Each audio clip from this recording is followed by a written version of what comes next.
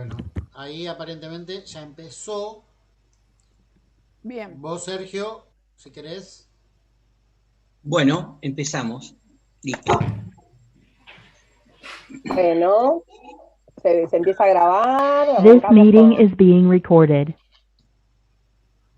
Bueno, buenas noches a todos. Vieron que a todos nos va a aparecer el cartel, que hay que darle continuidad a esta posibilidad de grabar y estar adentro de la grabación. Les vamos a pedir a todos que silencien sus micrófonos. Una primera posibilidad para que todos nos podamos escuchar y sobre todo para que la escuchemos a nuestra disertante de hoy.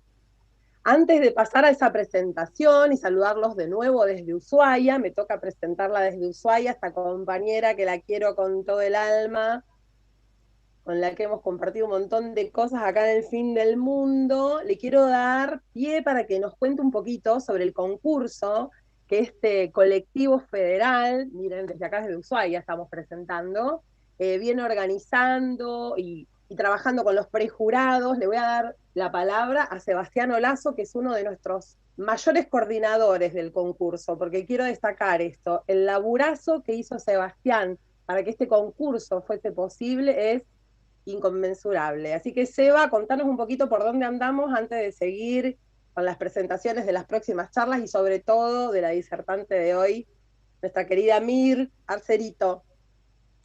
Bueno, hola, buenas noches, ¿cómo están? Les cuento muy rápidamente, porque podríamos decir muchísimas cosas.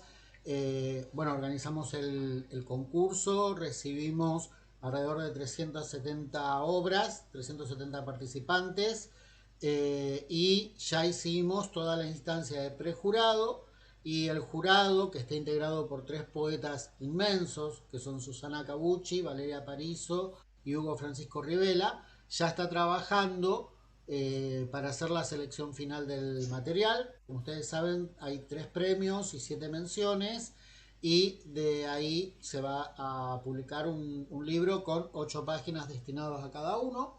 Así que bueno, estamos, calculo, porque todavía las fechas no son precisas porque están trabajando ellos, pero calculo que durante el mes de agosto ya vamos a tener un avance y quizás hasta los nombres de los ganadores, y que ya podremos entonces empezar a trabajar con la edición.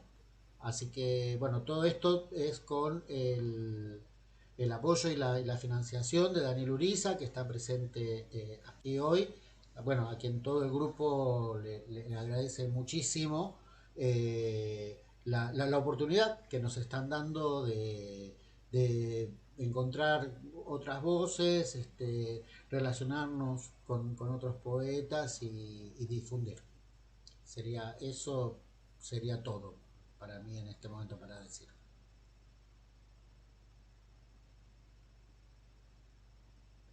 No sé si quieren, vos Gabriela, entras ahora vos. Sigo yo, perfecto. Bueno, Bueno, contarles un poquito que el colectivo de escritores Quinto Elemento fue constituido allá, a ver si me ayudan, enero del 2019, en José de la Quintana, Córdoba. Nos tomamos unos buenos vinos, no les voy a mentir, eh, nos abrazamos mucho, por suerte, antes de que iniciara la pandemia, y decidimos constituirnos en este colectivo federal, que esperamos que se sume cada vez más gente, y nos pusimos como uno de los principios, no solo sostener el convencimiento de que la palabra poética es una herramienta de transformación social, sino sobre todo sostener la voluntad de realizar muchas acciones, muchas para multiplicar justamente la poesía en el mundo hoy que tanta falta nos hace. Y entre todas esas acciones empezaron a darse todas estas charlas mensuales.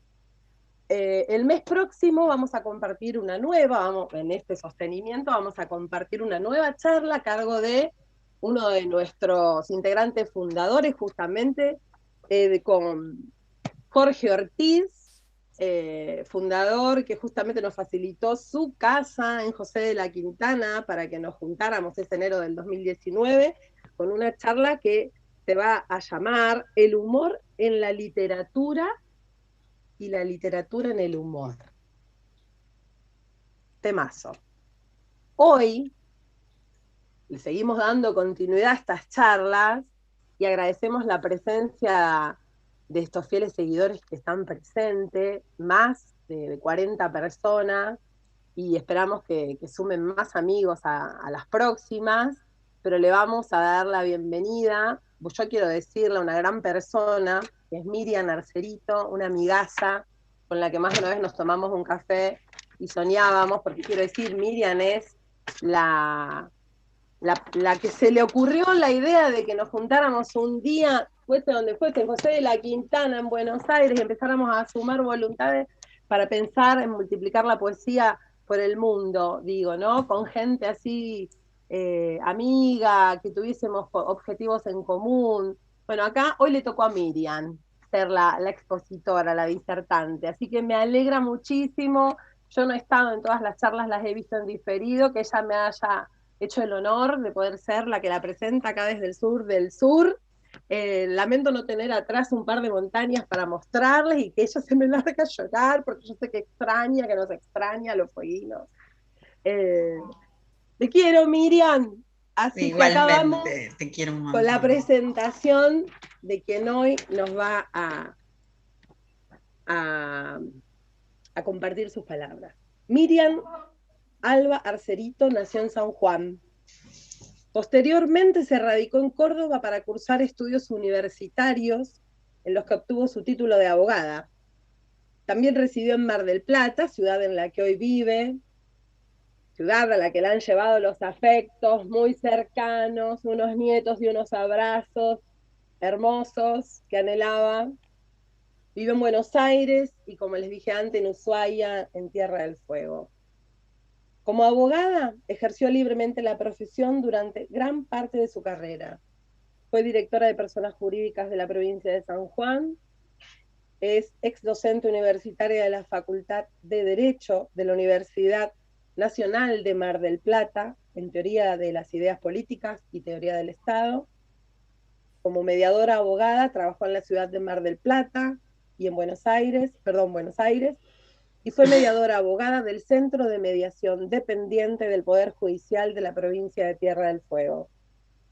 Ha participado en congresos nacionales y mundiales de filosofía jurídica y social, de mediación como expositora y como asistente.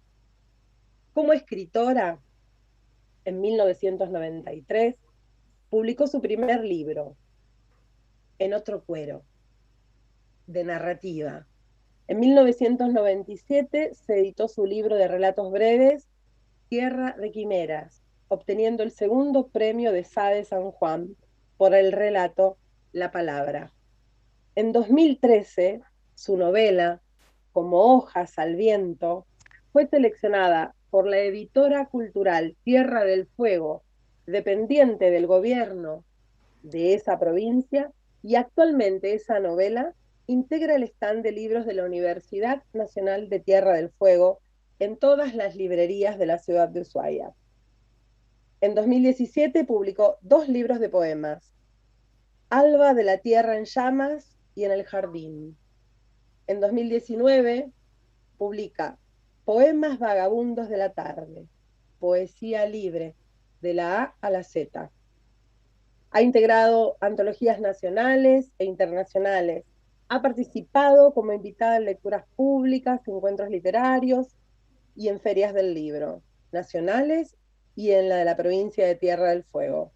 También forma parte del colectivo de escritores Quinto Elemento, que hoy nos reúne en una nueva charla. Las 1000 caras de la palabra se llama la disertación de Miriam Arcerito para el día de hoy. Las 1000 caras de la palabra, una lectura jurídico-literaria de la ley de Talión a la posmodernidad. Con ustedes, la amiga Miriam Arcerito. Muchísimas gracias, Gaby, por tu presentación. Un lujo esa presentación. De corazón te agradezco. Bueno, buenas tardes y gracias a todas y todos por estar presente y participar de esta charla. Antes de comenzar, quiero agradecer también a las compañeras y compañeros del colectivo Quinto Elemento, que han colaborado conmigo y que apoyan siempre y hacen que en cada oportunidad estas charlas sean posibles. Ahora sí, comienzo con esta convocatoria sobre las 1000 caras de la palabra, como una lectura jurídico-literaria que abarca desde la ley del talión hasta la posmodernidad. La haré, por supuesto, como una síntesis y me detendré un poco más en algunos temas que he querido destacar. Podemos preguntarnos muchas veces sobre los orígenes, construcción de sentido de las palabras, y esto abre un abanico de posibilidades, no solo, digamos, para una hermenéutica, es decir, una interpretación de esas palabras y de esos significados, sino también como una hermenéutica de la realidad. No sé si, Seba, estás poniendo las diapositivas. Pongo. Dame un segundito. Sobre la palabra, si pones la primera diapositiva, te agradezco. Una palabra puede relatar, denunciar, describir, interpretar, desvirtuar, poetizar también, y tanto más. Veremos entonces, a través del tiempo, esas construcciones de sentido de las palabras. Y si me permiten, voy a tomarme una licencia. Voy a invitarlos a un viaje arriba de un carro o de un tren mágico, un viaje fantástico, con el tiempo y al último será en avión, por las distintas épocas, etapas y lugares de la historia, a recorrer un pensamiento filosófico de Occidente, jurídico y también literario, que nos muestra y define en nuestra condición humana. La idea es ir observando, como si fuéramos ese Flaner de Baudelaire, el paseante. Espero que disfruten el recorrido, va a ser un poco largo y les pido disculpas, pero espero que lo disfruten. Haré un recorte, me detendré en algunas etapas donde se producen rupturas. El eje es la ruptura en ese recorrido para llegar, si ustedes quieren, porque eso queda liberado a cada uno, a una reflexión, a distintas reflexiones sobre lo que vamos hablando. Como vamos en una suerte de tren imaginario, en algunas estaciones nos vamos a detener un poco más para observar esos nuevos paradigmas que determinaron en cada momento una nueva visión o cosmovisión de la realidad. Veremos en una de las diapositivas los apotegmas, unos apotegmas con historia, que a medida de que vayamos hablando, que vaya transcurriendo la charla, se irán develando estos apotegmas. Sabemos, y lo dijo Vivi en la charla anterior, que en el año 3000 a.C. apareció con los sumerios la escritura, una escritura cuneiforme, pictografía, jeroglíficos, símbolos. Bien, por parte del derecho y de las leyes, en el siglo XVIII a.C., en Babilonia, el rey Hammurabi hace el primer código, un compendio de leyes, un conjunto de leyes con el nombre de Código de Hammurabi. En este compendio de leyes está la ley del talión, ojo por ojo, diente por diente, que también formó parte del Antiguo Testamento y viene del latín talis, talionis, que significa idéntica, semejante. Se imponían penas equivalentes al delito cometido. Les doy un ejemplo. Si alguien le pegaba a su padre o robaba, se le cortaba la mano. Y así con innumerables ejemplos. Si le rompía una rodilla, le rompían una rodilla, si le quebraban, no sé, un hueso, se le quebraba el mismo hueso a la persona que había cometido ese delito. Después, la historia del pensamiento nos lleva, del pensamiento filosófico occidental, nos lleva a Grecia, a la antigüedad, a una metafísica cosmológica, con diferentes visiones. Por ejemplo, Empédocles nos hablaba de los 4 elementos constitutivos del universo: fuego, agua, tierra y aire. Y aunque el sofista Protágoras ya en el siglo V a.C. afirmaba que no existían verdades absolutas, y esto lo veremos también después, y universales, sino que las cosas son como cada uno las percibe, y afirmó: el hombre es la medida de todas las cosas.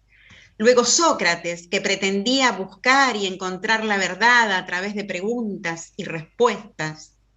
Platón, que nos hablaba de 2 mundos, el mundo sensible y el mundo de las ideas o el mundo inteligible. Y Aristóteles, que se adentra en la razón y es el padre de la lógica formal. Partiendo de premisas verdaderas, se debatían en la escuela, en una escuela que se llamó peripatética, porque los filósofos con sus discípulos deambulaban por el patio o por el jardín, por eso se llamaba peripatética, e introduce con la razón la lógica formal.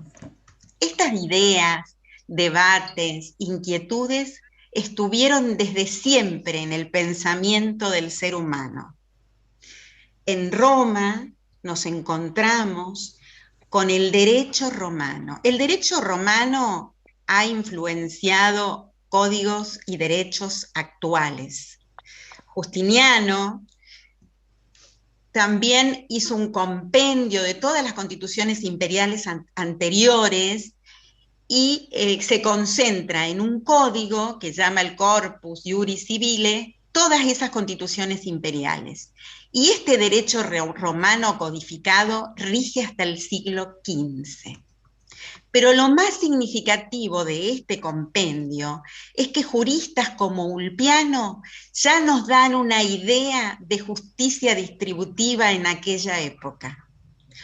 Ulpiano nos consideraba que habían 3 normas básicas de convivencia: vivir honestamente, no dañar a otro y dar a cada uno lo suyo.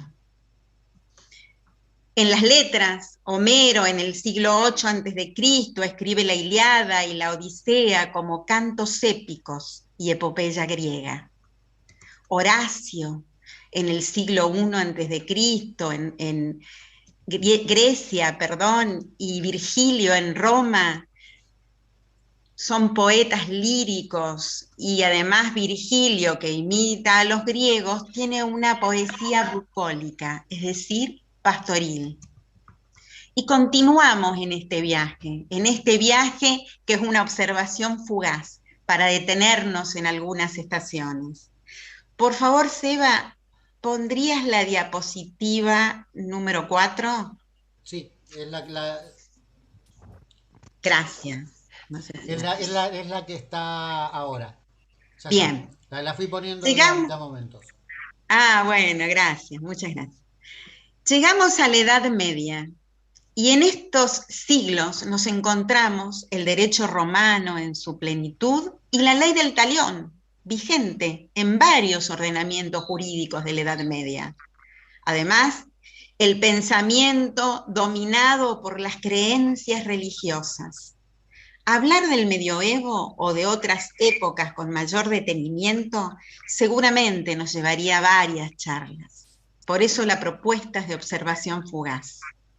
En el siglo V después de Cristo nos encontramos a San Agustín, obispo de Hipona. ¿Y qué hace San Agustín? Influenciado por las ideas de Platón, por ese mundo de las ideas ininteligible, pone a Dios ahí. pone a Dios en ese mundo ininteligible, como Dios supremo, y escribe ciudad divina y ciudad terrena como dos mundos separados. La búsqueda de la verdad, entonces, es a través de Dios.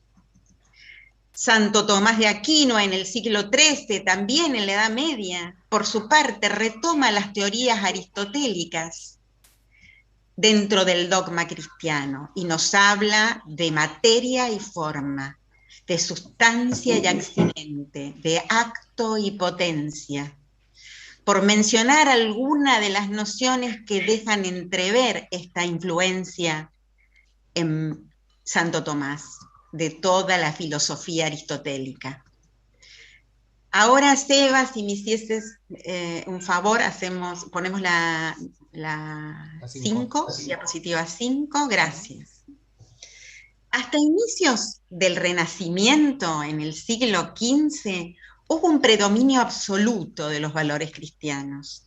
En la literatura, ya sea escrita u oral, tenemos desde la lírica hasta la narrativa. Hay abundancia de textos anónimos y también predominaron los juglares y los trovadores.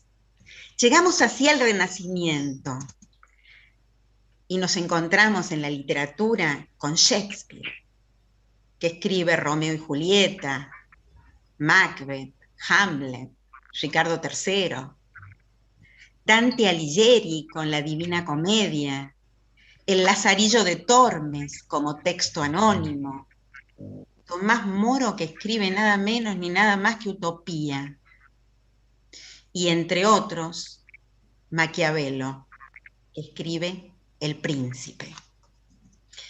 De este modo llegamos y nos bajamos en esta estación. Esta estación es la de la ruptura del pensamiento con lo religioso. Filósofos, científicos, escritores de la época que reflexionaron contra el dogmatismo religioso, que hizo estragos, sobre todo a través de la Inquisición. La escisión, la ruptura de la política con la religión, se da con Maquiavelo. En el siglo XV, XVI, El Príncipe, su obra, produce una ruptura de la política, en este caso con la religión.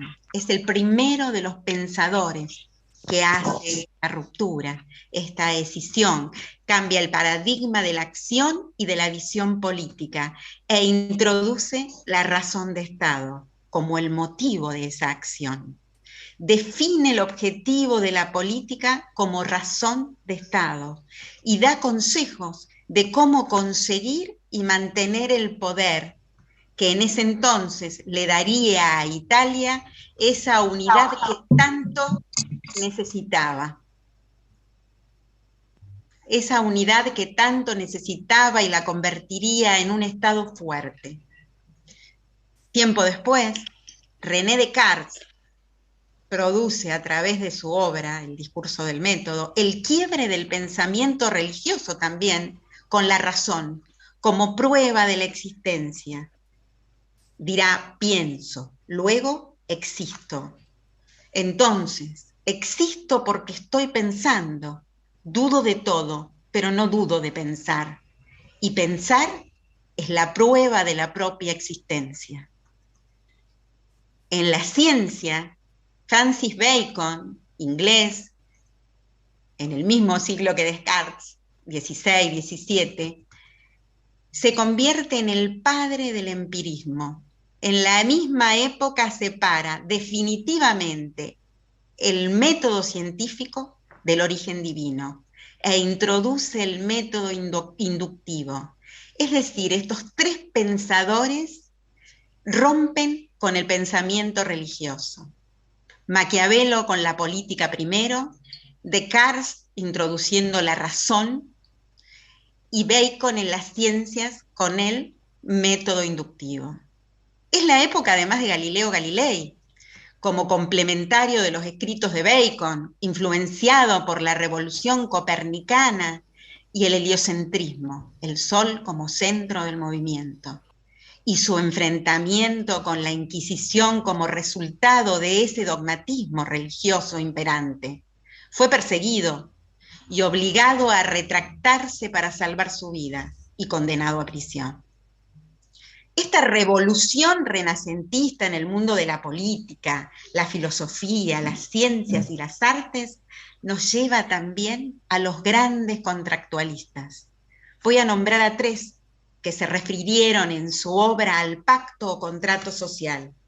A algunos les parecerá que es una idea actual, de cogobernabilidad, del orden comunitario, y sin embargo, esta idea de un pacto para ordenar la sociedad y crear acuerdos básicos nos lleva a Hobbes en el siglo XVII. Hobbes escribe en Leviatán, donde expuso sus ideas y teorías. Él consideraba, cuando hablaba de la naturaleza del hombre, decía que el hombre era el lobo, el hombre como lobo del hombre. Hombre es el lobo del hombre. Creía en ceder el poder a un soberano y pensaba que un poder único y fuerte sería la solución a esa naturaleza mala del hombre, y así vivir en paz y mantener el orden social y político. Locke, en la misma época, en el mismo siglo que Hobbes, también es un empirista como Bacon, como el padre de la ciencia, y será considerado el padre del liberalismo político. ¿Por qué el padre del liberalismo político? Porque hablaba así también de un pacto social en el que solo se delegaban algunos derechos a ese Estado o poder, dejando reservado a los individuos el derecho de propiedad, por ejemplo, el de libertad. Rousseau, en cambio, considera que el hombre es bueno por naturaleza, el buen salvaje, pero el mundo, la sociedad, lo corrompe. Por eso habla en su libro que se llama El contrato social de un pacto para organizar la vida en comunidad y lograr ese bien común. Se lo considera el inspirador de la Revolución Francesa. En las corrientes literarias del siglo XVII, de esta época, en España nos encontramos con el siglo de oro español, con triunfo de la ornamentación, adjetivación excesiva, exuberancia, uso de metáforas, hipérbaton, alterar el orden de la oración, elipsis, omitir el verbo. Hay incertidumbre y decepción en los escritos literarios. Es la época de sonetos, Luis de Góngora, Pedro Calderón de la Barca, Sor Juana Inés de la Cruz, toda una precursora del feminismo. Por cuestión de tiempo voy a decir solo 2 estrofas de uno de sus poemas más famosos. ¿Quién no los leyó en el secundario? Hombres necios que acusáis a la mujer sin razón, sin ver que sois la ocasión de lo mismo que culpáis, si con ansia sin igual solicitáis su desdén. ¿Por qué queréis que obren bien si las incitáis al mal? Nos subimos al tren de nuevo y llegamos al siglo XVIII, al pensamiento filosófico y jurídico de Kant. ¿Qué hace Kant? Introduce la razón en la moral, así como Maquiavelo lo hizo con la política, Descartes con el pensamiento, Bacon con las ciencias.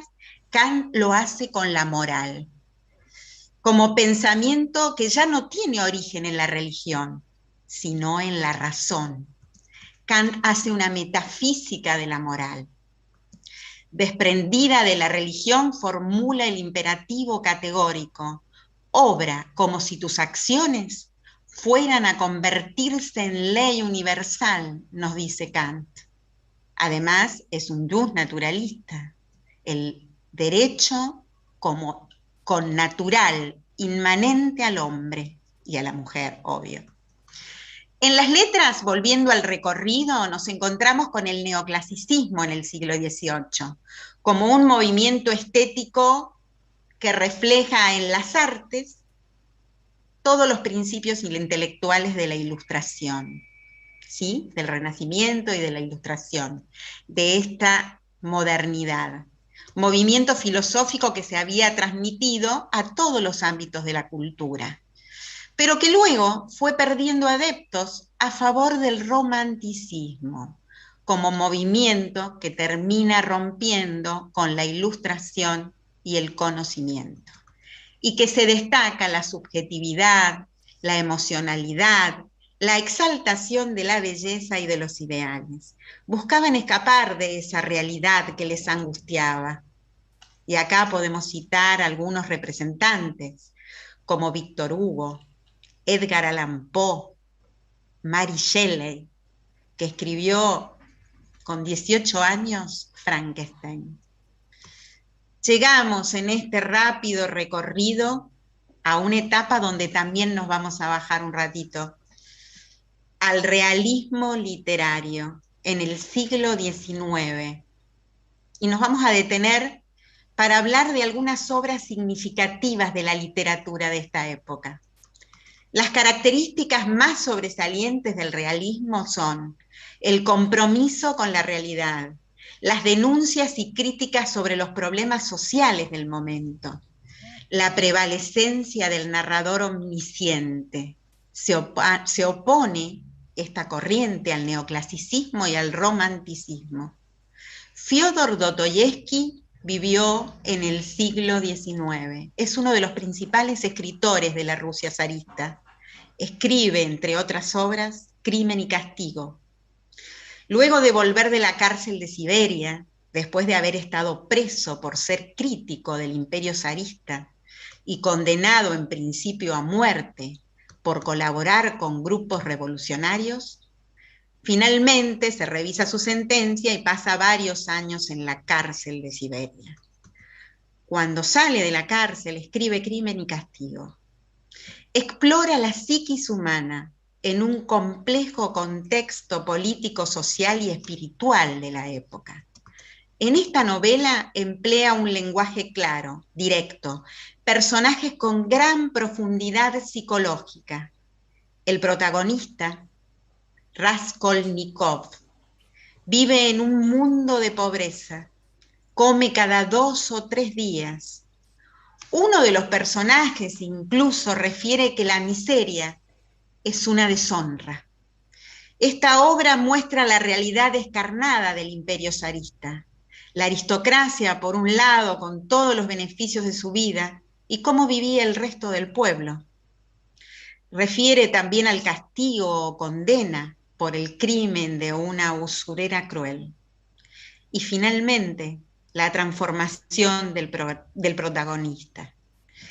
En esta misma época, los temas morales, tabúes, el peso de la condena social son determinantes en la narrativa y en la poesía. Guy de Maupassant, formado por Flaubert y escritor de gran cantidad de cuentos, también de novelas, en un cuento que se llama El cordelillo o El cordel, narra cómo un hombre, testigo ocasional, acusa a otro de robar una cartera de mujer. Y en realidad solo había alzado un cordelillo de la calle, que encontró mientras caminaba hacia la feria del pueblo, y se lo metió en el bolsillo. Cuando fue indagado por el alcalde, él demuestra que no tenía nada, que era solo un cordel, que no era el ladrón de la cartera. Finalmente lo liberan, pero en el humor social, en la calle, se daba por sentado que este señor era un ladrón y que se hacía el vivo. Entonces fue víctima de señalamientos y de burlas, de una gran presión social que hizo que, a pesar de estar libre, se angustiara y terminara enfermándose. De hecho, hasta el momento de su muerte deliró, asegurando que era solo un cordelillo, solo un cordelillo. Hay una profunda crítica en el realismo, no solamente del orden político y social, sino también de la tradición moral imperante en la sociedad. Baudelaire, por ejemplo, fue perseguido y proscripto en esta época por sus poemas eróticos, por lesionar ese orden moral imperante, proscribieron su libro Las flores del mal por más de una década y fue considerado uno de los poetas malditos. Voy a hacer una acotación, un pequeño paréntesis en la charla, si me permiten. La moral como condena social la hemos visto abigarrada también en los argumentos fundamentales de normas y de muchos prejuicios sociales.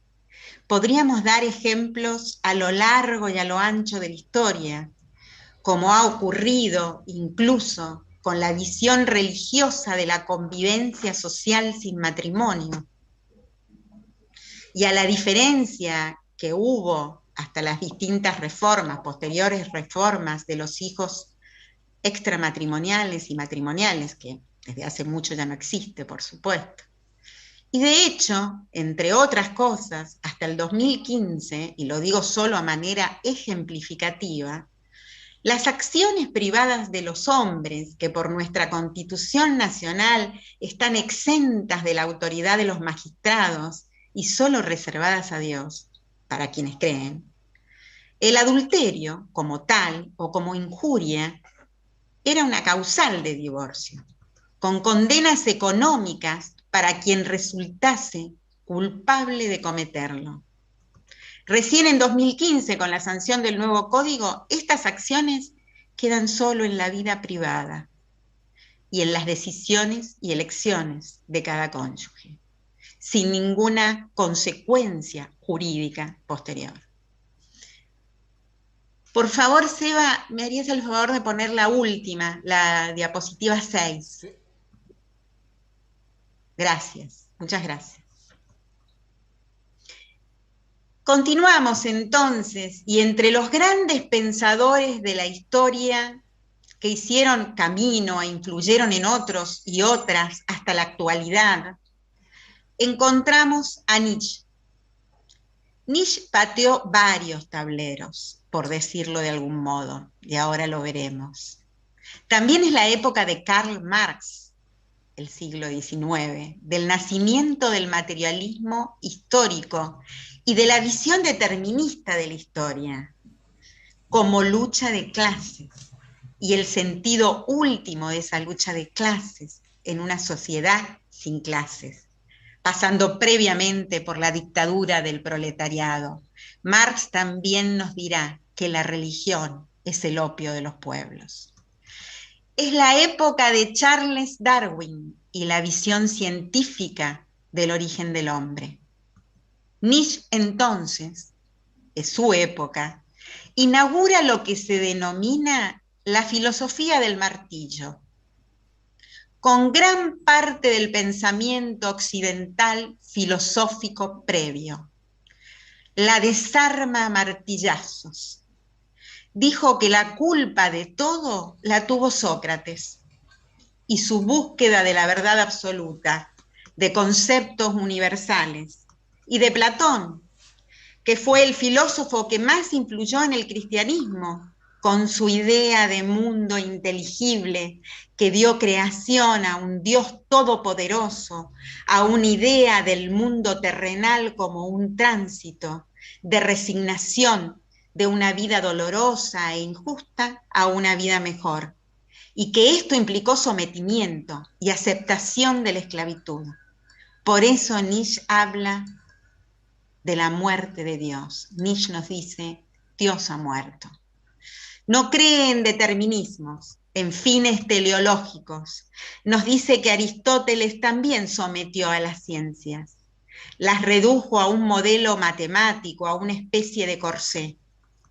Cuando Nietzsche habla del superhombre en Así habló Zaratustra, refiere a la voluntad de poder, de crecimiento, de fortaleza. Influyeron en él también las ideas de Darwin. En el lenguaje estaba en contra de cualquier sometimiento previo, de estereotipos conceptuales, y consideraba que la metáfora libre era lo que más se adaptaba a esa voluntad de poder. La aceptación, la resignación que proponía la religión, él la consideraba un nihilismo negativo. Esta vida es nada, y en la próxima seremos más felices. Entonces él proponía un nihilismo positivo, considerando que no había otra vida más allá. Por eso esta vida, con voluntad y fortalecimiento de carácter, debía ser mejor. Los contratiempos de esta vida no justificaban para él las necesidades de una metafísica, sino de fortalecimiento del carácter. Entre otras frases y conceptos, Nietzsche introduce el perspectivismo. Nos dice, no hay hechos, solo hay interpretaciones. Habla de la inexistencia de una verdad absoluta puesta en la idea de verdades relativas. Estas ideas calan hondo, no solo en las filosofías posteriores, sino también en la literatura. Así es que Ryunosuke Akutagawa, un escritor japonés del siglo XX, neorrealista, escribe, entre otros cuentos que escribió, En el bosque. Y Akira Kurosawa lo lleva al cine con el nombre de Rashomon en 1950. Rashomon refiere a la puerta sur de Kioto, entonces capital del Imperio japonés. Y la trama de este cuento se desarrolla en el Japón imperial del siglo XII. Esta película produce lo que se conoce como efecto Rashomon, al que después volveremos. Un testigo de los hechos en la película cuenta a otros hombres sobre una violación o ultraje a una mujer y la muerte de su esposo, un samurái. En este diálogo los participantes manifiestan qué tenía de asombroso o extraño, un crimen. Dice, si sobre esta puerta, Rashomon, encontrarás al menos 5 o 6 cuerpos no reclamados, dice uno de ellos. Dice otro de ellos, tienes razón. Guerra, terremotos, vendavales, fuego, hambre, la plaga, año tras año. No se ve otra cosa más que desastres. Y los bandidos que caen sobre nosotros cada noche. El otro hombre le contesta, he visto tantos hombres muertos como insectos, pero ni siquiera yo he oído nunca una historia tan horrible como esta.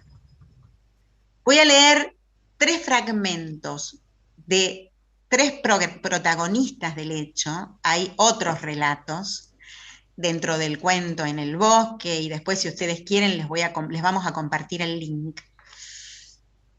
3 fragmentos solamente. El de la mujer, el del marido, el del samurái que muere y relata a través de una medium, el de la mujer y el del delincuente, el del malhechor. La mujer dice, luego de ser violada por el delincuente, se refiere a su marido, él me observaba con frialdad, reafirmando su desprecio en lo más profundo, su odio. Vergüenza, rabia, angustia, no sé bien lo que sentí entonces. Me levanté y me acerqué a él. Takehiro, le dije, después de lo sucedido no podría seguir viviendo con vos. He decidido matarme, pero vos también debéis morir. ¿Visteis lo que me ha hecho? No puedo dejaros vivir. Hube de hacer un gran esfuerzo para decirlo, pero él seguía mirándome sin inmutarse. Sentí que mi corazón latía con violencia. Busqué afanosamente la espada de mi marido. En vano, por lo visto, el bandido había robado sus armas. Fue una suerte que allí cerca encontrara mi puñal. Sosteniendo el arma en alto, volví a decirle, ahora dadme vuestra vida. Yo os seguiré inmediatamente. Según este relato, la mujer mata al hombre, al marido, por su vergüenza moral. El hombre, a través de la medium, dice, el delincuente la arrojó, o sea, el malhechor, el hombre, el que los sorprende, la arrojó al suelo de un puntapié.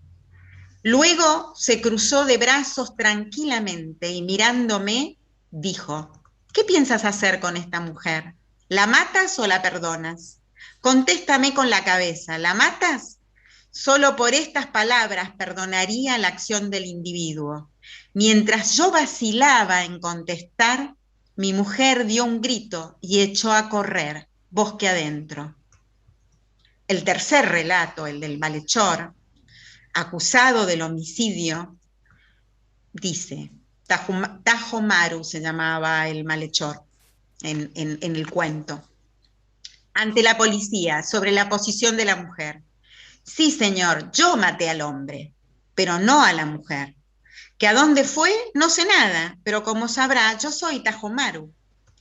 Pude arrebatarle el arma sin hacer uso de la mía, y aunque valiente, una vez desarmada nada pudo hacer. Por fin pude satisfacer mis deseos de poseerla. Como le dije, no habría matado al hombre, era innecesario, después de haber conseguido a la mujer. Me disponía a huir cuando sucedió lo inesperado. Ella se aferró a mis brazos con desesperación y patéticamente, con palabras entrecortadas, me gritó que uno de nosotros, su marido o yo, tenía que morir. Si no, ella misma moriría antes de soportar el dolor y la vergüenza de saber vivos a los 2 hombres que la habían poseído. Matadle, dijo, en un momento de su confesión ante el comisario, ante el policía. Matadle, le había dicho la mujer en relación al hombre. Después de la película de Kurosawa, que puso en los relatos la relatividad de los mismos en la búsqueda de la verdad de los hechos, en el ámbito jurídico, por ejemplo, cuando los testigos relatan hechos de diferentes formas y no hay otros elementos de prueba, los relatos diversos impiden la resolución del crimen y se denomina efecto Rashomon a la imposibilidad de saber cuál es el relato verdadero.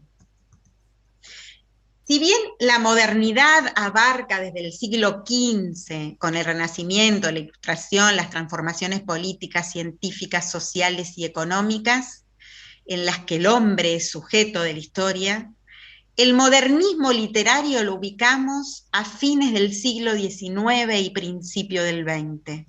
Surge como modo de renovación del realismo, del naturalismo del siglo XIX. Renovación crítica contra el historicismo académico. Hay un rechazo a lo mundano, a lo poco elevado, denota preciosismo estético, un rechazo a la realidad y una actitud melancólica de una gran influencia de la mitología grecolatina. Podemos citar como partes del modernismo a Rubén Darío, a Amado Nervo, a Leopoldo Lugones. Y dentro de los vanguardismos que surgen en el siglo XX, voy a nombrar solo algunos, para no hacerlo tan extenso. Los vanguardismos son la vanguardia literaria, un conjunto de movimientos que buscaban autonomía del lenguaje, un carácter interdisciplinario, búsqueda de la originalidad, de libertad de expresión, rompimiento de esquemas, de métrica, nuevas formas de escribir poesía, también modificar la linealidad. Dentro de estas vanguardias citaré solo unas pocas. El ultraísmo, con verso libre, antecedentes en Walt Whitman, reacción ante el modernismo, lo tenemos a Polinera, Borges y Huidobro, que además Vicente Huidobro es el padre del creacionismo, que concibe a la poesía como creadora de vida.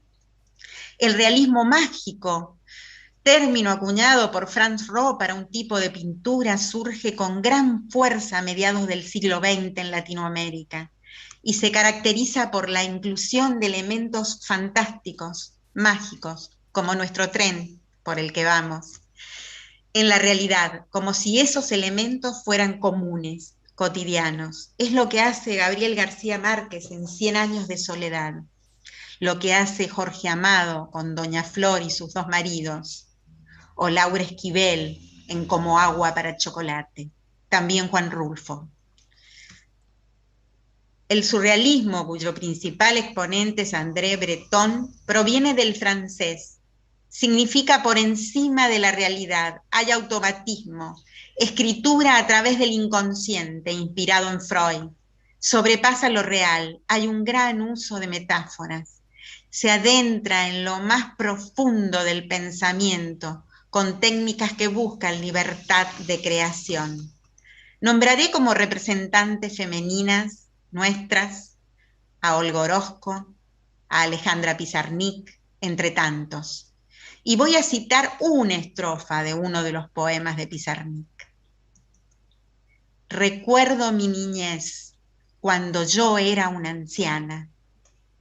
Las flores morían en mis manos porque la danza salvaje de la alegría les destruía el corazón.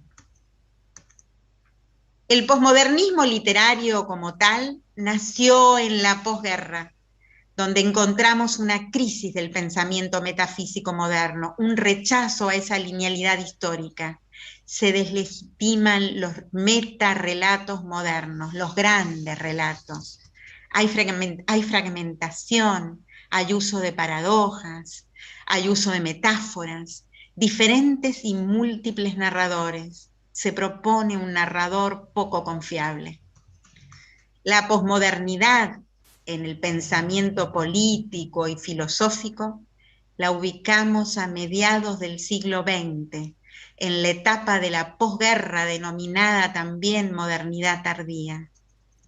Será François Lyotard quien escribe La condición posmoderna en 1979.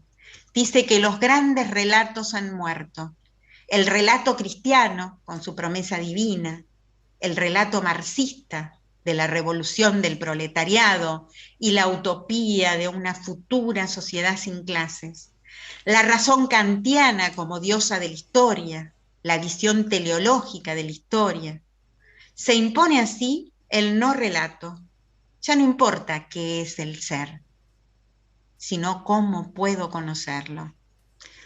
Por otro lado, tenemos la caída del muro de Berlín, la perestroika, la formación de nuevas nacionalidades, los fundamentalismos religiosos, guerras separatistas, la ex Unión de Repúblicas Socialistas Soviéticas, la ex Yugoslavia, la ex Checoslovaquia, por citar algunas. Surgen otras formas de organización, también como por ejemplo las ONG, las organizaciones no gubernamentales. Hay una exaltación de lo ecológico y una conciencia de la contaminación mundial como símbolo de lucha de muchas organizaciones. Esta época posmoderna también es la época de la deconstrucción. Gianni Vattimo, influenciado por Nietzsche y por Heidegger, es autor del pensamiento débil como una anarquía no sangrante. Él plantea una ética de la tolerancia. Dice que la política y las ideologías debilitan al sujeto y comparte el nihilismo positivo nietzscheano como la única posible ontología. Hace un relato del ser, el ser que es consciente de su extinción. Es el mundo de los dialectos, de la diversidad, de la multiplicidad, de la interculturalidad. Derrida, Jacques Derrida, que es el padre del, critica el estructuralismo, pero es el padre de la deconstrucción, habla de abandonar estereotipos. Critica el estructuralismo en la lingüística, dice que hay que deshacer analíticamente para una nueva construcción. La deconstrucción crítica, analiza y revisa las palabras y sus conceptos y pone de manifiesto la incapacidad de la filosofía para establecer una base estable del pensamiento. Hay que desagregar, desedimentar a través de un pensamiento analítico.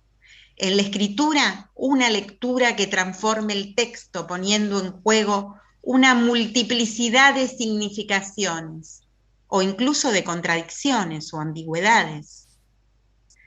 Si bien es la época de la globalización tecnocrática, también es la época de las grandes desigualdades, la época del hambre y de la exclusión.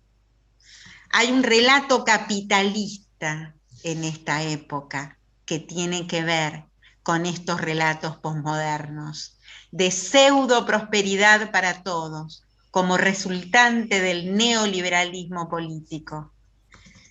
Sin embargo, la deconstrucción se instala en todos los ámbitos, teniendo efectos positivos en muchos de ellos. La deconstrucción se instala también en deconstruir masculinidades. Es una forma de construir masculinidades, es una forma de construir una sociedad menos violenta a través de políticas de género y diversidad sexual. En lo teórico jurídico pasamos del justnaturalismo a ultranza, al positivismo a ultranza, es decir, que el único derecho válido es el derecho vigente, el derecho de las normas, al realismo de que hay que analizar cada caso concreto, pero también es el siglo de los derechos humanos, también es el siglo de los derechos de las minorías, del derecho de las mujeres, por fin, que vienen desde hace siglos luchando por un lugar en la historia y en la sociedad. Fukuyama escribió en el 1992 El fin de la historia, un politólogo estadounidense que decía o dice que la historia humana como lucha de ideologías ha muerto. Lo hizo porque él era el politólogo de la economía y política del libre mercado. Y esto le servía al neoliberalismo filosófico y a la economía y a la política del libre mercado. Volvemos en este viaje y ya casi arribamos al fin de esta charla, para no cansarlos, a la larga lucha de las mujeres por el reconocimiento de sus derechos en un mundo patriarcal. El feminismo clásico propuso un cambio de paradigma social en la concepción del rol de la mujer, la lucha por sus derechos. Este tema, como otros, da para varias charlas. Alfonsina Storni fue una precursora con su poesía. En el poema Tú me quieres blanca, o en el poema La loba, hace camino en ese sentido. Dice un verso de La loba: yo tengo un hijo fruto del amor, de amor sin ley. Simone de Beauvoir, un símbolo del feminismo, escribe en 1949 El segundo sexo y manifiesta que no se nace mujer, se llega a serlo. ¿Qué significa esto, que no se nace mujer, se llega a serlo? La existencia de la mujer no está determinada ontológicamente. Hablamos de ontología como la esencia del ser. No está determinada en su esencia, a ser de una determinada manera. No, no. Eso es una determinación social, y valga la redundancia, dice Simone de Beauvoir. Este camino es un camino de lucha para el empoderamiento, según Simone. Judith Butler se basa en Simone de Beauvoir y en 1990 escribe El género en disputa. Habla de género performativo, no hay una identidad de género, nos dice. Esta identidad es performativa, a través de una actuación reiterada y obligatoria en función de normas sociales e imperantes. El feminismo, entonces, nos dice Judith, es sobre la transformación social de las relaciones de género en el sistema patriarcal imperante. El fin es disputar, poner en tela de juicio lo que entendemos por género identidad, sexualidad y deseo. Abandonar toda teoría naturalista o esencialista de pensar el sexo, el género y el deseo. Siguiendo las ideas postestructuralistas, se nutre de Foucault y también de Derrida, del deconstructivismo.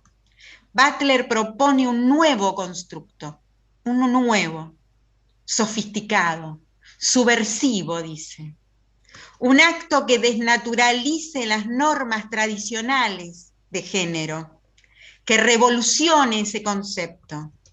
Y si bien critica al matrimonio como institución, el matrimonio del mismo sexo lo concibe como una significación subversiva de la institución matrimonial.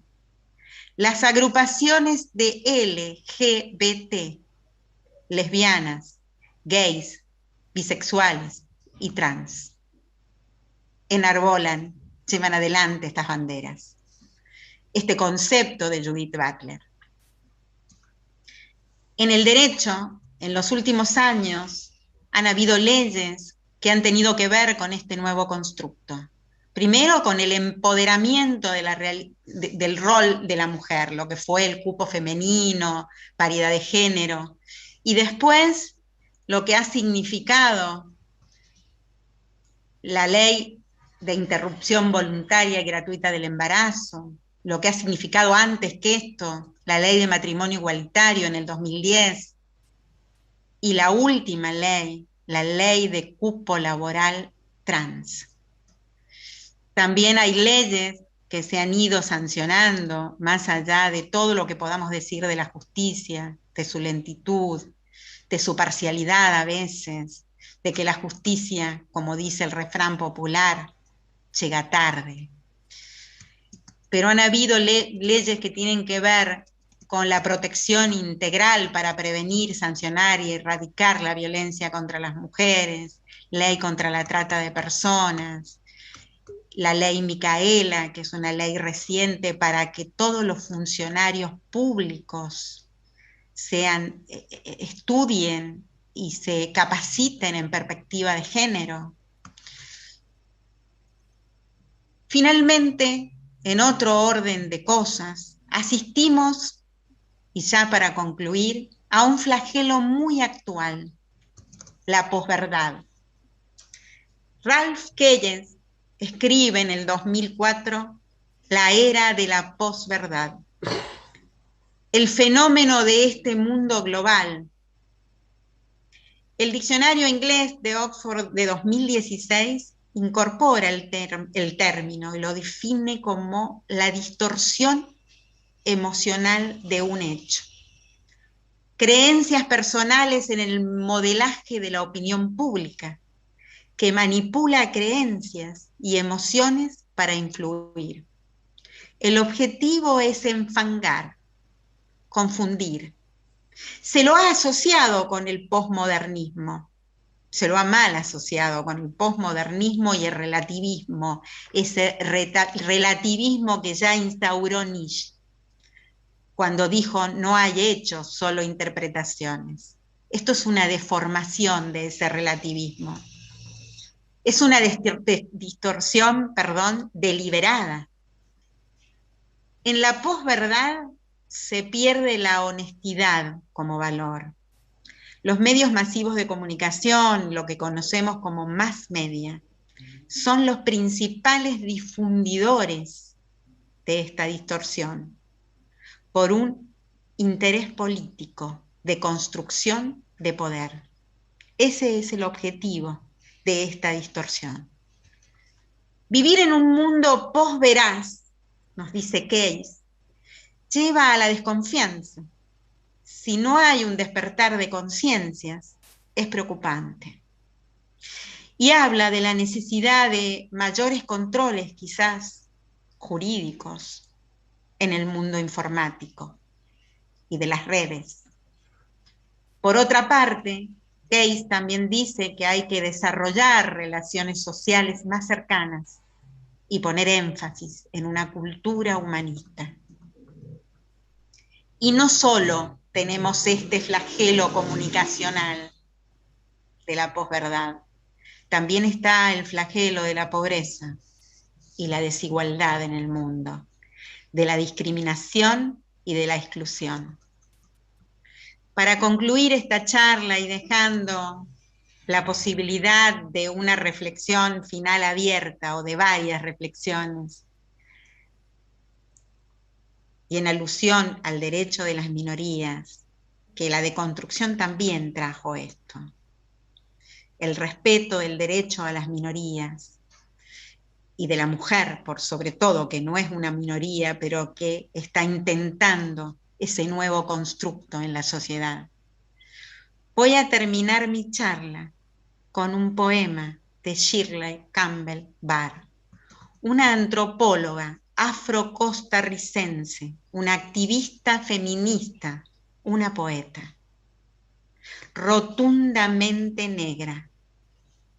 Me niego rotundamente a negar mi voz, mi sangre, mi piel, y me niego rotundamente a dejar de ser yo, a dejar de sentirme bien cuando miro mi rostro en el espejo, con mi boca rotundamente grande y mi nariz rotundamente hermosa y mis dientes rotundamente blancos y mi piel valientemente negra. Y me niego categóricamente a dejar de hablar mi lengua, mi acento y mi historia. Y me niego absolutamente a ser parte de los que callan, de los que temen, de los que lloran, porque me acepto rotundamente libre, rotundamente negra, rotundamente hermosa. Muchísimas gracias por llegar hasta acá en este recorrido y bueno, espero que algo les haya llegado de esta charla. Están las diapositivas disponibles para que ustedes puedan acceder a ellas si les interesa, como el link del cuento En el bosque y del cuento El cordelillo. Se los podemos compartir en el chat si les interesa. Ahora sí, podemos pasar a un intervalo de 5 minutos para después abrir a comentarios, reflexiones, preguntas, lo que ustedes quieran o necesiten. Y les agradezco de nuevo, el aguante, el aguante hasta acá. Muchas gracias. Igual, Mir, antes de pasar esos 5 minutos, yo propongo un segundo, aunque sea, pero de abrir y que se escuche el aplauso, porque fue una charla brillante, maravillosa. Gracias. Gracias. Ahora sí, 5 minutitos nos tomamos de receso. Como bien dijo Miriam, ahí están los links, tanto para ver la película, para acceder a la lectura de los libros, si quieren ir pispeando, y después te voy a leer la cantidad de felicitaciones que te dejaron los amigos, y vamos a pasar a un momento de intercambio de preguntas. Gracias, ¿sí? Es para que se preparen un mate, un café, lo que necesiten. Exacto, sí, se relajen un poco. Bueno, un vinito, gracias. Ya son las 8:30, por ahí se puede armar la picadita. Sí, también, un brindis. 5 o 7 minutitos y estamos atentos. Desconecte, que sigan conectados. Sí, por favor, no se vayan. No se vayan, y ahora viene una cortina musical que tiene que ver también con este constructo y en sintonía con el último poema. Los enlaces ya están en el chat, los puse 2 veces. Bien.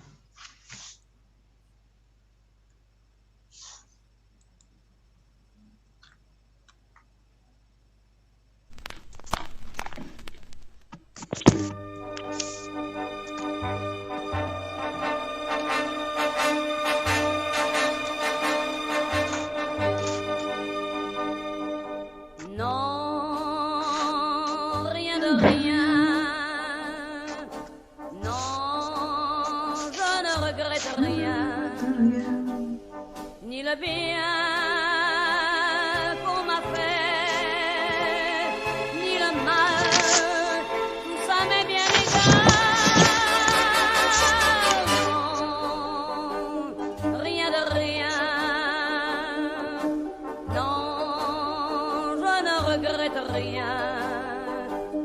C'est payé,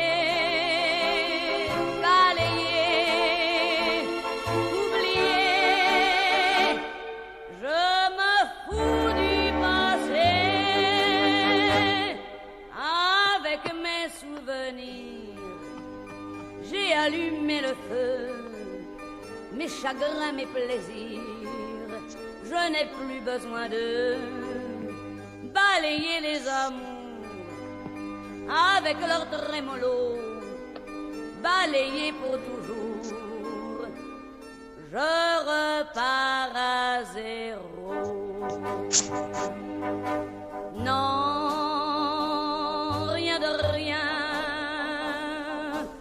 Non, je ne regrette rien. Ni le bien qu'on m'a fait, ni le mal, tout ça m'est bien égal. Non, rien de rien. Non, je ne regrette rien. Car ma vie, car mes joies,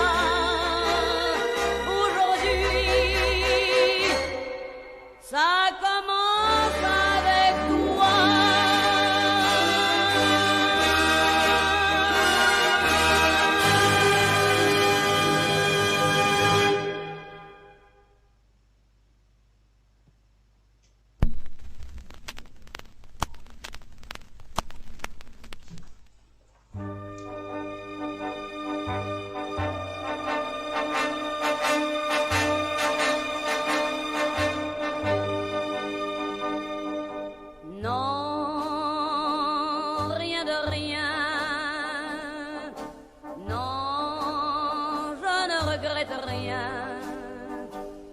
Ni le bien qu'on m'a fait, ni le mal, tout ça m'est bien égal. Non, rien de rien. Non, je ne regrette rien. C'est payé.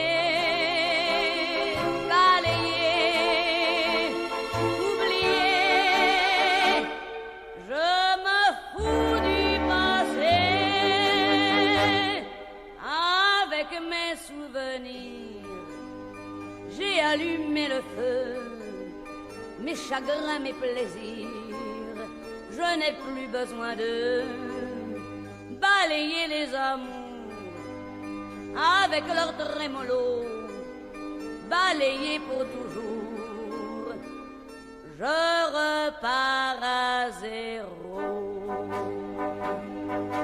Non, rien de rien. Regrette rien, ni le bien qu'on m'a fait, ni le mal, tout ça m'est bien égal. Non, rien de rien.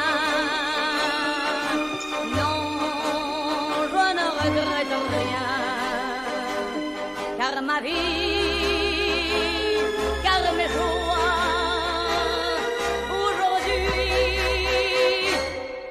ça commence avec toi.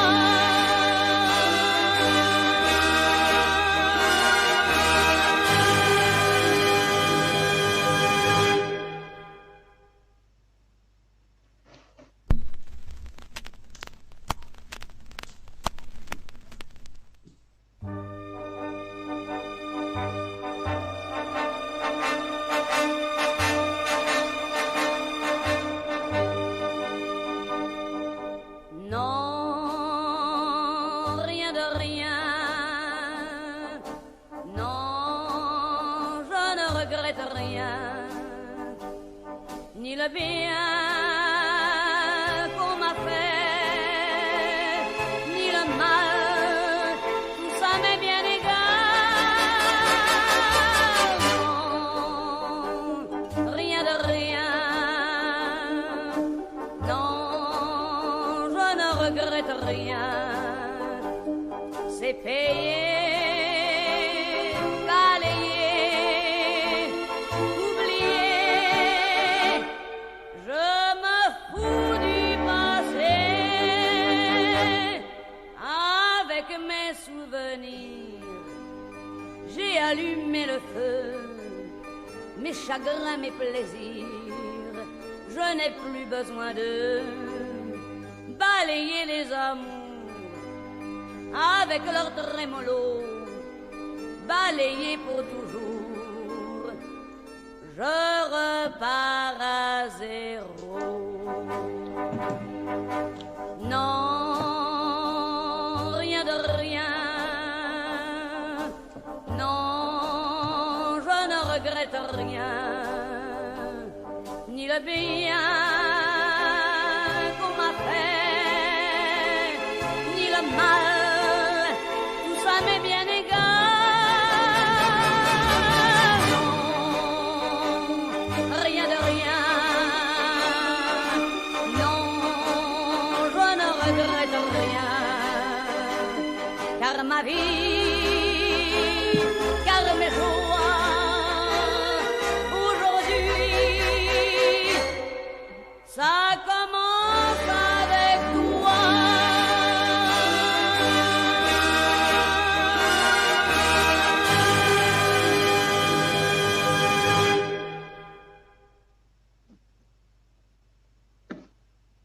Bueno, vamos retomando.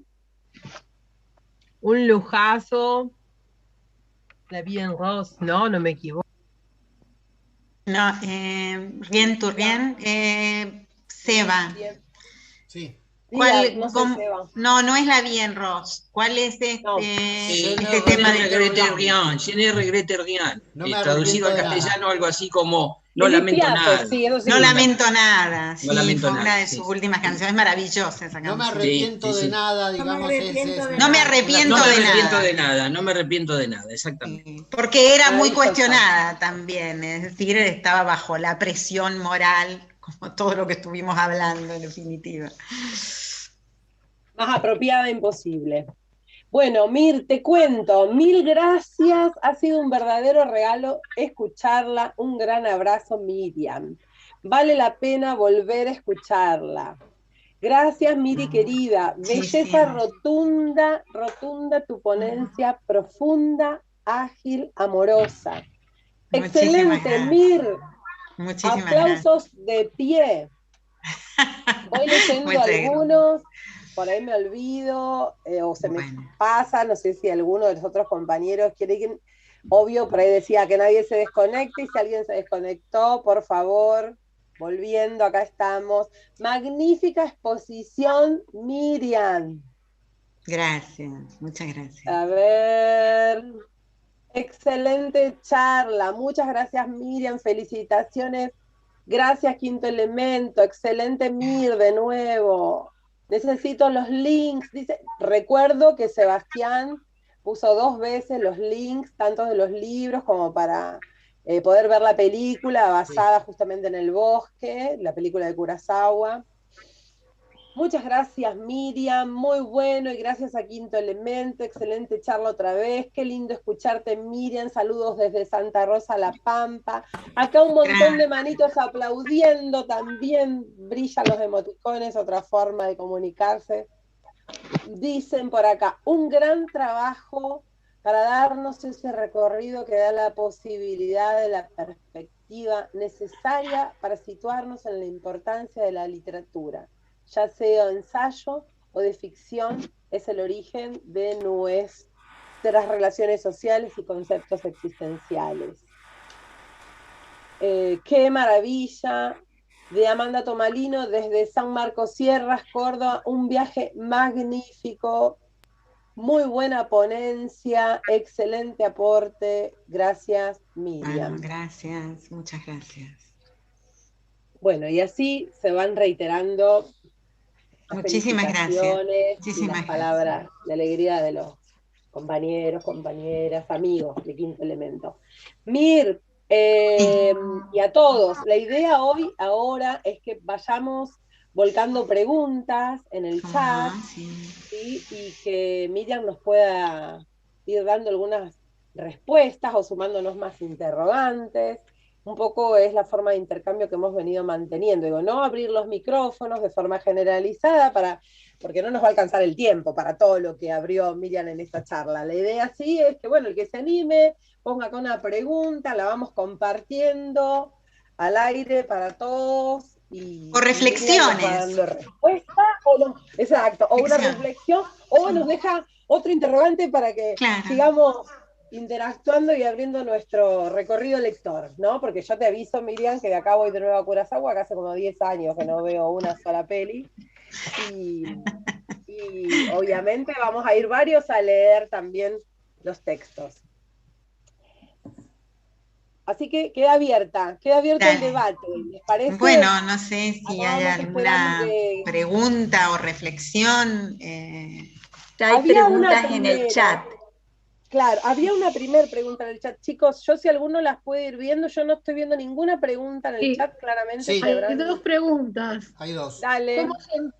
¿Cómo se entiende la ley del talión en la posmodernidad? Es una de las preguntas. Bien, bien. Y puede ser entendida, ¿no? Sí, puede ser entendida. Y yo lo puse como en uno de los esquemas al final, entre signos de pregunta, porque aunque parezca mentira y sea una ley que estuvo en el Viejo Testamento y en el Código de Hammurabi 1750 años antes de Cristo, en la actualidad todavía forma parte de algunos ordenamientos jurídicos de los musulmanes o de algunos países árabes. Y además de eso, hay un humor social de que, no digo de que no obedezca a la realidad, de que la justicia es lenta, de que a veces los culpables no se conocen, o que la condena no es la que se esperaba, y mucha gente cree que la venganza, o sea, una condena idéntica al dolor o al crimen que se cometió, es la mejor justicia. De hecho, también hay muchos guiones de películas, de series, donde esta venganza está íncita, donde la ley del talión. Hay una película que se llama Yo soy todas las niñas, que habla sobre la trata de personas, alguien que sufrió esa trata de personas y que está absolutamente decepcionada de la justicia. Y el argumento se trata de eso, como un argumento válido, es decir, la ley del talión está reivindicada desde algún punto de vista en algunos sectores sociales, más allá de que no sea ley en un ordenamiento jurídico, pero también sigue siéndolo en algunos ordenamientos jurídicos, como por ejemplo Arabia Saudita. No sé si contesté o si hay algo más que quieran saber sobre... La ley del talión es esto, es la ley de hacer el mismo daño que nos hicieron. No está en nuestro ordenamiento jurídico, pero sí está en otros, y sí está en el humor social, en este sentimiento de que la justicia no llega, o no llega pronto, o llega mal, y entonces la ley del talión sigue siendo una opción para algunos. Miriam, dice Daniel Uriza, ¿crees que la pandemia va a dar a luz una nueva ruptura? Excelente la exposición, gracias. Gracias, Daniel. Es lo que pensamos todos. Me gustaría que fuera así, no, es una reflexión para todas, todos y todes. Me gustaría que fuera así, es lo que pensamos en un principio, que la pandemia nos iba a hacer reflexionar, que la pandemia nos iba a cambiar, pero estamos dentro de esta era global, con cosas positivas en esta deconstrucción, como la ley de interrupción del embarazo y la ley del cupo laboral trans, por un lado, y por otro lado, con una posverdad a full, con una posverdad instalada como nunca, que desvirtúa a través de la supuesta relatividad todo lo que pueda ser verdad, lo convierte en mentira, y todo lo que es mentira lo convierte en verdad, y acá estamos en este fango revolcado, dice el tango, algo así, no sé si textualmente. Y me gustaría pensar que va a ser así, que vamos a salir diferentes, que el mundo va a salir diferente, pero tengo mis dudas. Dice Liliana, Miriam, la Lili Magic. Mira, Ay, cuando la Lili. mencionaste a Butler, dijiste que planteó un nuevo constructo. ¿Te referiste concretamente al matrimonio igualitario o es más que eso? Bueno, Butler hablaba de un nuevo constructo y hablaba de subversión, no en el sentido de grupos subversivos que con armas y demás, no se refería a eso, hablaba de subvertir el orden. Es decir, la palabra, en el significado de las palabras, en esta, digamos, semántica de las palabras, uno a veces se queda con un concepto desvirtuado, y pareciera que todo lo que es subversivo en el común de la gente es mala palabra. Butler hablaba de subvertir esta construcción performativa, es decir, de roles, de esencias, que construyó y se constituyó a través de un sistema patriarcal durante siglos. Entonces, este nuevo constructo es un constructo que se está haciendo, es un constructo dinámico, es el constructo de que cada mujer sea lo que quiera ser, no en esos roles determinados, en esas concepciones determinadas, tanto en la identidad, en el género, en el sexo o en el deseo. Y este constructo me parece que es un constructo que está haciendo, que se está haciendo. Y el matrimonio, si bien ella critica el matrimonio porque lo considera digamos, una institución que afianza todo esto que venimos diciendo del sistema patriarcal, el matrimonio igualitario le parece un constructo subversivo, un constructo rescatable, que dignifica. Pero dignifica en esa deconstrucción del género y en esa posibilidad de elegir y de decidir qué ser, cómo ser. No sé, Lili, si te contesté. Bueno. Sí, supongo que además se abren un montón de debates más, ¿no? Sí, da para muchos debates, y sobre todo el tema de la mujer, que habría que tratarlo en una charla exclusiva. Específica. Sí. Dice Alicia Vicencini, no sabemos hacia dónde se derramará el torrente en esta nueva ruptura. Y ahora te voy a leer acá también. Tal cual, Alicia, excelente tu reflexión, excelente. Acá te voy a leer un aporte y pregunta que te hace un muchacho que se llama Facundo Meroy Arcerito, te pido que no te me emociones, y dice, en este contexto de posverdad, y por eso digo, no te me emociones, vamos, acá está, se ve que estábamos todos. En este contexto de posverdad, de falta de equidad entre sectores sociales, de una parte muy reducida de la población torciendo la voluntad pública, construyendo realidades mediáticas. Bajo la luz de esta charla, ¿qué reflexión nos demanda? ¿Hacia dónde vamos?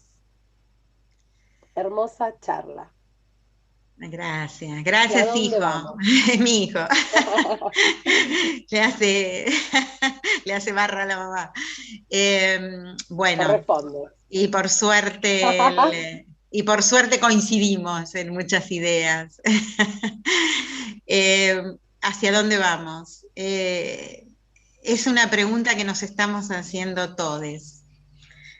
En esto de construir también la lingüística, ¿no? Aunque haya hasta proyectos de ley pidiendo la prohibición del lenguaje inclusivo en las escuelas y en la política, aunque no lo crean.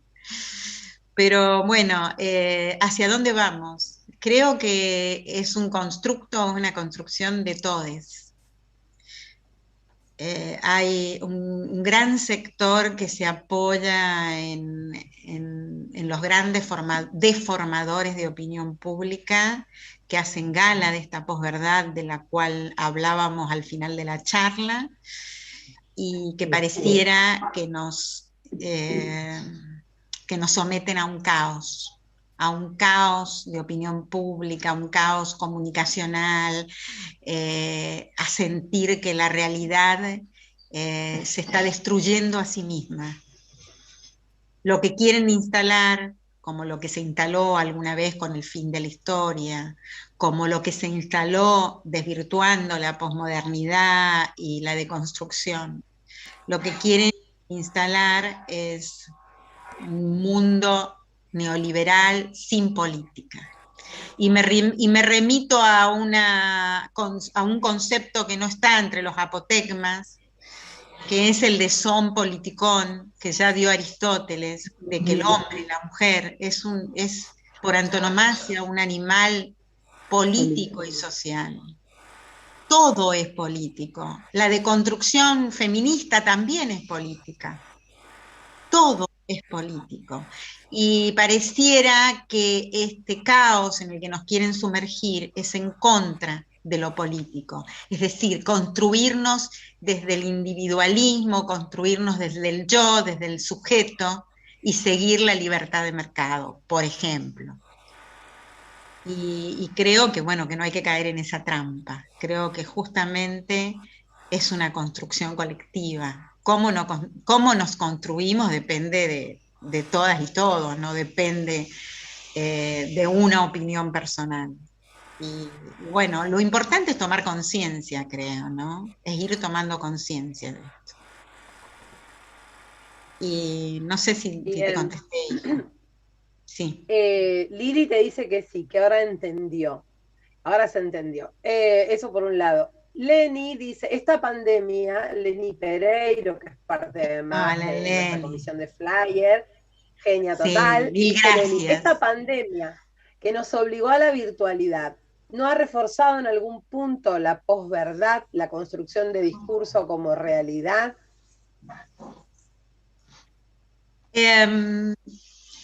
Creo que el hecho de estar tan pendiente de las redes, de los medios masivos de comunicación, los más media, hace que estemos todo el día bombardeados por noticias y no podamos discurrir cuál es la verdadera y cuál es una fake news, como se llama ahora, una noticia mentirosa. Es decir, construida para confundir y construida con un propósito, con un interés político. Creo que como nunca, sí, porque ha habido una gran difusión de actividades a través de Zoom, el hecho de estar obligados a quedarnos en la casa por necesidad, para cuidarnos, no porque haya un cercenamiento de libertades. Eso es no solamente es una estupidez, sino que es una perversidad, porque el hecho de salir a la calle y manifestarnos significa enfermarnos. Es decir, que han estado siempre azuzando y estimulando que nos enfermemos para después ir contando uno por uno todos los muertos. Lamentablemente, nadie imaginó que íbamos a vivir, íbamos a pasar por una etapa histórica de esta naturaleza. Y si bien hubieron épocas de pandemias, como fue la peste negra, por ejemplo, entre otras, la fiebre amarilla, pero no tuvieron el carácter global de esta. Y creo que bueno, esto sí es un hito histórico. No sé si va a servir de ruptura. Quizás sirva de ruptura para empezar a creer menos en lo que escuchamos y más en las sensaciones de lo que vivimos, ¿no? No, pero ya desde la palabra se habla de restricciones cuando se habla de las medidas que son para cuidarnos. En vez de decir que son, qué sé yo, medidas para cuidar la salud, se les dice restricciones. Claro, y ahí se empieza a construir lo que vos decís. Se desvirtúa hasta el sentido. Por eso, porque no hay un cuidado en la construcción de la palabra, habría que deconstruir algunos términos para saber qué otros términos utilizar. pasa incluso, y por eso la crítica que se le hace a Judith Butler es que no lleva el constructo feminista, el constructo político, porque incluso nos pasa entre las mujeres que muchos compañeros con los que tenemos una enorme afinidad política y social, les cuesta el constructo feminista, les cuesta, y siguen repitiendo hasta en el lenguaje conceptos o términos que son de ese sistema patriarcal, y quizás no se dan cuenta. Por eso me parece importantísima la deconstrucción, pero se la ha desvirtuado y se pretende decir que todo vale, que no hay verdades, que no hay mentiras, y me parece que eso es lo que confunde. Bueno, Mir, si te parece bien, te leo un par de mensajes más. Sí, gracias. Por ahí, si alguien quiere levantar la mano y alguna última pregunta. No quiero que se desconecten, por favor, porque nos falta un anuncio importante y tenemos que cerrar acá todos juntos, todos juntos. Dice Bifo Berardi, acá nos aporta Lili, Bifo Berardi dice que la poesía es el aire que necesitamos para sobrevivir este neoliberalismo y debe sostener o dejar a las nuevas generaciones lo humano, los ideales de libertad, la esperanza. Alicia muy bien, dice, es un problema nombrar las cosas. Gracias de nuevo, dice Leni. María Inés Bertúdez es la cuestión de todo. Y había alguien que dijo perdón, no sé si quería levantar la mano y aportar la última pregunta, aporte, reflexión, antes de pasar al anuncio de la próxima charla de Quinto Elemento. No sé, Mir, si querés agregar algo más. Yo creo que nos has abierto a todos el deseo de inaugurar un nuevo recorrido lector, te aviso, un nuevo constructo donde no solo luchemos por la inclusión, la igualdad, contra este flagelo que es el neoliberalismo que empobrece y empobreció, sino que también el constructo feminista de concebirnos de otro modo y de hacer esta nueva construcción juntos, ¿no? Con los hombres también, no sin los hombres, con los hombres. Es la única manera. Bueno, muchas gracias de nuevo a todos. María Inés, creo que quería aportarte algo. Sí, quería aportar por esta cuestión de la posverdad. Vos dijiste una palabra recién, Miriam, que es la palabra todo, y esa es la cuestión fundamental, porque la cuestión de la posverdad, para mi punto de vista, es que se arma como toda la verdad, sin duda, esa es entonces hay una verdad y otra verdad confrontadas, pero siempre como todas, ¿no? No hay algo que ponga en escena la duda, porque de un lado, del otro, de la fake news o de lo que supuestamente no lo sería, está justamente, desde mi punto de vista, no sé lo que pensás vos, Miriam, al respecto, pero que se alzan como dos cuestiones todas, ¿no? Y la verdad, bueno, tiene esa característica, según algunos pensadores, que es no toda, justamente. Y es difícil porque la verdad se impone como verdad con distintos argumentos. Claro. Es muy difícil, lo importante es tomar conciencia de qué se persigue detrás de eso, qué intereses políticos, qué proyectos políticos se persiguen. Pero al mismo tiempo, esto que tiene que ver con una lucha histórica, lo hemos visto cómo las rupturas han significado un quiebre con el orden anterior, con el orden establecido que producía desigualdades, que no visibilizaba el respeto por minorías, hay exclusiones a lo largo de la historia de la humanidad. y no estamos exentos de esa historia de la humanidad. Pero además de ser imperioso una toma de conciencia, no solamente desde lo político, sino desde lo filosófico, desde las letras, siempre las grandes rupturas y revoluciones se han dado en forma holística, diría, por introducir un término. Holística, ¿qué digo? En todos los ámbitos. También en el ámbito de la cultura, de las letras, de la poesía, no solo en el ámbito de la filosofía o de la política. Y hoy, más que nunca, no nos tenemos que olvidar de la mujer, no nos tenemos que olvidar de los LGBT, de las nuevas minorías, de los nuevos constructos. Es realmente con todos, y también de los pueblos originarios, también de esas minorías culturales, de la interculturalidad. La deconstrucción solo tiene de positivo esto. Digo, solo esto y es un montón, y es mucho más.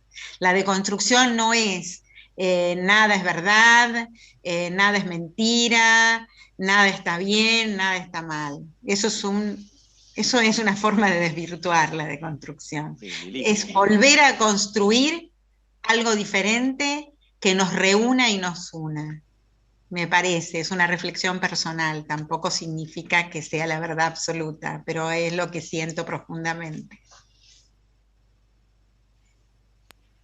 Bien, ahí veo, les digo, compañeros, hay una última manito levantada y acá vamos cerrando el espacio de debate, de intercambios, y nos guardamos para la próxima charla. Marcelo Pérez levantaba la mano, no sé si quería hacer una reflexión, un aporte, una pregunta.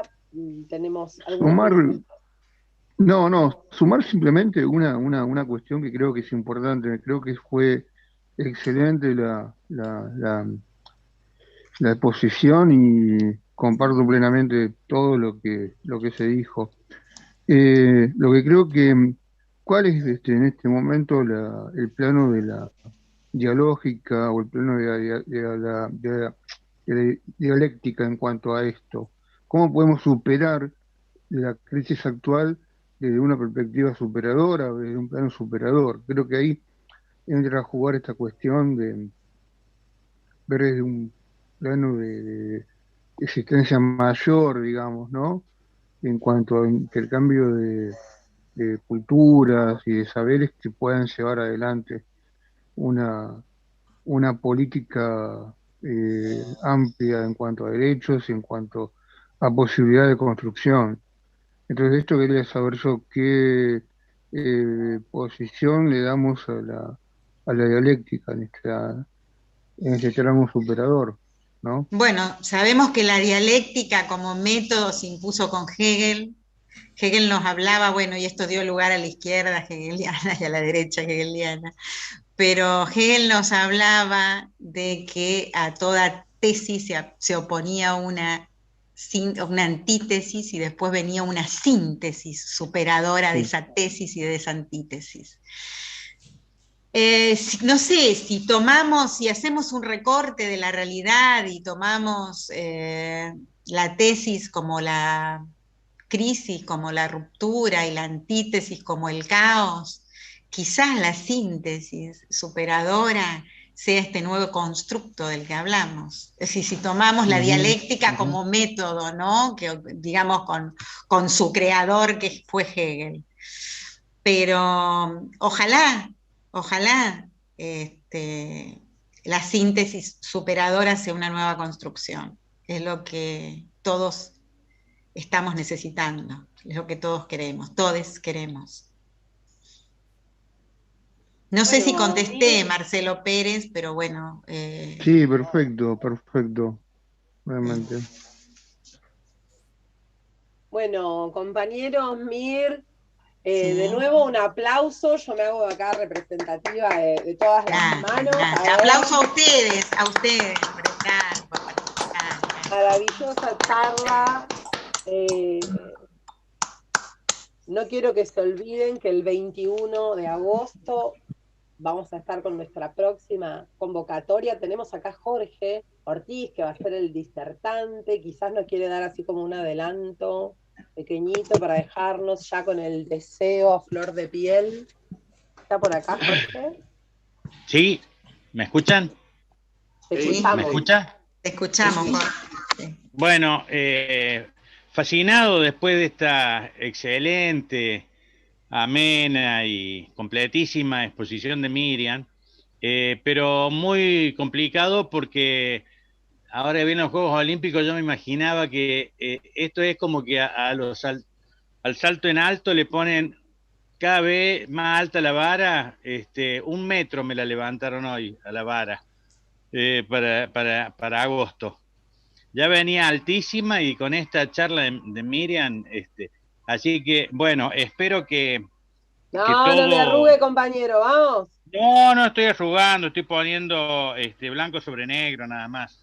Sí, vamos a hablar de una cosa muy seria, que es el humor. Como decía Groucho Marx, decía que el humor es cosa seria, y el tema es el humor en la literatura, y como un complemento, la literatura en el humor. Vamos a ver, de charlar un poco sobre el origen el humor incorporado a la literatura, y también por qué le escapamos. Yo creo que de este panel de 39 participantes de este Zoom, debe haber no más de 5 personas que escriben literatura con humor, y no es casual, es causal.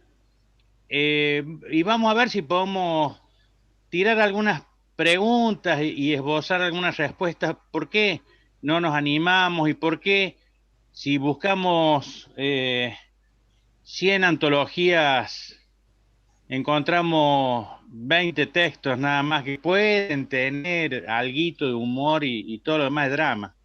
Entonces, nos vamos a preguntar eso, y vamos a ver si tiramos algunas coordenadas como para animarnos a incorporarnos a la legión de hacer sonreír, pensando que, como decía un gran actor inglés, decía en El lecho de muerte, morir es fácil, la comedia es lo difícil. Así que no es fácil, pero es muy interesante porque el humor va cargado de amor. Eso sería el planteo que yo desde hoy les dejo. No hay humor sin amor. El drama se puede escribir para uno, pero el humor uno tiene que pensar en el que lo va a recibir y el que se va a reír. Y el que se va a reír la va a pasar bien. Entonces es un acto de amor el humor. Sobre eso más o menos vamos a hablar. ¿Qué se te complicó? ¿Qué se te complicó con la Olimpiada, Jorge? ¿Qué complica con la Olimpiada? ¿Qué hay? Clásicos que se juntan, qué sé yo, una Argentina-Brasil, hay cosas así. La vara del salto en alto, la vara del salto en alto. Bueno, nada más. El humor es necesario. Ya empezaste con el humor. El humor es imprescindible, y vamos a ver si podemos llegar a alguna pequeñísima y útil conclusión, como para entrar en un territorio que generalmente, bueno, les aclaro que no va a ser un stand-up, y va a ser discusión como un sapo del humor. No va a ser nada de eso, pero sí buenísimo. Vamos a tirar algunos tips a lo mejor. Buenísimo. Gracias. Acá tenés, ya empiezan los comentarios, Jorge. Ya empiezan los comentarios. Buenísimo lo que dijiste, humor es amor, tan necesario reírse, y así después te propongo que lo vayas leyendo, así que vamos a tener para rato con vos también. Bueno, ya lo empezamos a esperar. No quiero que ya lo empezamos a esperar. Sin decirles algo que es deseo de todos los que estamos acá, pero sobre todo era deseo de Miriam, y a mí con los nervios también se me pasó. No vamos a hacer un minuto de silencio concreto, vamos a hacer un minuto, un brindis en silencio por cada uno de los caídos en esta terrible pandemia, y bien en el corazón. más vacunas para todos y a cuidarnos que vamos a salir juntos, con amor, con humor y con muchísima poesía. Nosotros desde Quinto Elemento vamos porque la poesía, como dice la poesía, sea como el pan, para todos, igual que las vacunas, como venimos en el camino, ¿sí? Un abrazo grande, gracias por estar presente, gracias Miriam, te quiero, te extraño acá lejos, vení conmigo a hacer muñeco de nieve. Bueno, beso grande, aplausos a Miriam, a Cerito, otra vez, a Quinto Elemento. A usted.